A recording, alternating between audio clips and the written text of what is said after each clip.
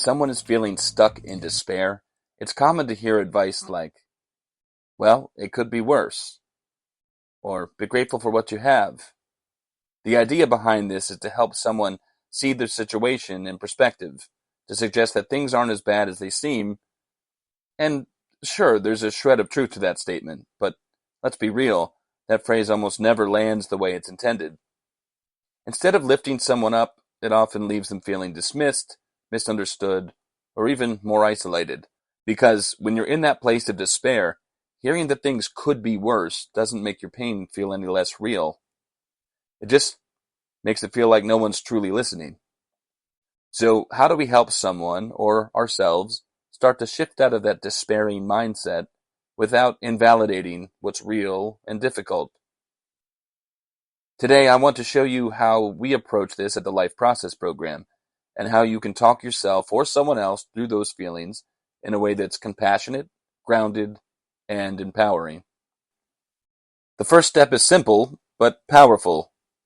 Acknowledge what's real. Instead of jumping to solutions or silver linings, we might start by validating the weight of the moment. Imagine that you're talking yourself through this, or imagine you're speaking to somebody else you care about, or, if you wish, imagine that this is me or a Life Process Program coach speaking to one of our participants. Here's how it might sound to validate. You are carrying so much right now. This is heavy, and it's real. Let's take a moment to honor how hard this feels. You've been navigating some tough challenges. I imagine you're feeling the weight of that. Why is this important? Because before we can move forward, we have to make space for what's happening right now. No judgment, no rushing past the pain, just sitting with it for a moment. That's something that phrases like, it could be worse, don't do. They skip this crucial step. But by staying present with the reality of someone's experience, you're already creating the conditions for change. Once we've acknowledged the hard parts, we can gently invite reflection. Instead of trying to compare their situation to something worse, we guide the focus toward what's steady or what's working in the here and now. For example, you might say, if we set the hard parts down for just a moment, just long enough to take a breath, is there anything in your life right now that feels steady? It doesn't have to fix everything, or even feel big.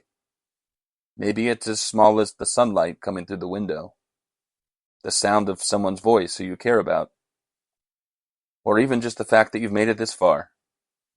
This isn't about dismissing their struggles or forcing gratitude. It's about gently shifting their attention to what's already here, what's already helping, even if it feels small. And when someone identifies one thing, no matter how small, you might respond like this. What a beautiful thing to notice. It's amazing how, even in the hardest times, there's still a part of you that found that steadiness. What do you think it says about you that you can do that? And this is where the magic starts to happen. By reflecting their strength back to them, you're helping them reconnect with their own resilience. You're saying, you're not powerless here.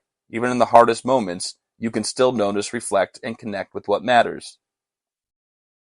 This approach is much more effective than, it could be worse. Try to be grateful. Why? Because it doesn't minimize their pain. It honors it, and then it builds from it. The next step is to link those small moments of steadiness into action, because noticing what's already working is the foundation for moving forward. Here's how that might sound. Sometimes recognizing these little moments can remind us that we're capable of finding a way forward. What's one small step you could take today to honor the things that are already helping you? Maybe it's reaching out to someone, taking time for yourself, or even just setting a goal to get through today in a way that feels meaningful to you. This process isn't about fixing everything overnight. It's about creating enough space in the present moment to see what's possible, to remember that even when life feels heavy, you have the ability to move forward, step by step. This is how we approach despair at the Life Process Program. It's not about telling someone to look on the bright side or to be grateful in a way that feels hollow.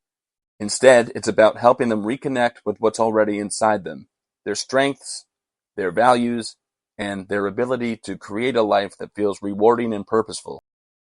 So if you're listening to this and feeling stuck, know this: you're not broken, you're not powerless, and the smallest steps, when built on the things you already value, can create the foundation for something much greater. Thank you for listening to the Life Process Program podcast. If you're ready to take those next steps or want to learn more about how we help people achieve their goals, visit us at lifeprocessprogram.com. Until next time, take care, and please remember that every small step forward matters.